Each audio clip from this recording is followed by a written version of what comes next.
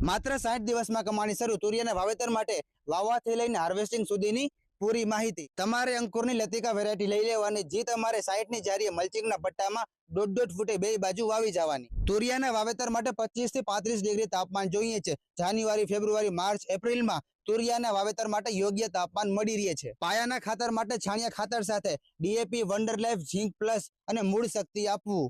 Flowering અને ફ્રૂટિંગના સમયે calcium plus boron, potash ખાતર અને રેગ્યુલર પાણી આપતું રહેવું પડે. જીવાતમાં વ્હાઇટ ફ્લાય, થ્રિપ્સ અને લીફ માઇનર જોવા મળે, એના કંટ્રોલ માટે બ્લુ અને યલો સ્ટીકી ટેપ યુઝ કરવી અને દવામાં એસિટેમા પ્રાઇડ, ડેલિગેટ, ફિપ્રોનિલ અને સિમોડિસનો છંટકાવ કરવો. રોગમાં સુકારો, છારો અને મેલો જોવા મળે છે, એના કંટ્રોલ માટે સારામાં સારી ફૂગનાશકનો છંટકાવ કરવો. 50 થી 60 દિવસમાં પહેલું હાર્વેસ્ટિંગ જોવા મળે છે. અમારે 2.5 વીઘામાંથી 5મા હાર્વેસ્ટિંગમાં 1200 કિલો જેટલા તુરિયા મળ્યા અને માર્કેટ પ્રાઇસની વાત કરી તો 20 થી 40 રૂપિયાની વચ્ચે રહે છે પર કેજી. આજ હું તમારા માટે લઈને આવ્યો છું તુરિયાની 5 બેસ્ટ વેરાયટી, જેને વાવીને તમને સારું ઉત્પાદન અને સારી ઇન્કમ મળશે. પહેલા નંબર ઉપર આવે અંકુરની લતિકા વેરાયટી, જેમાં તુરિયાની લંબાઈ 40 થી 45 સેન્ટીમીટર, એકદમ ઘટાદાર વેલા અને ફ્રૂટનો કલર લાઇટ ગ્રીન હોય. બીજા નંબર ઉપર આવે ઇન્ડો અમેરિકાની ઇન્ડમપન્ના વેરાયટી, જેમાં તુરિયાનો કલર ડાર્ક ગ્રીન હોય અને તુરિયા છે એ મજબૂત અને વજનદાર હોય અને 40 થી 45 દિવસમાં પહેલું હાર્વેસ્ટિંગ જોવા મળે.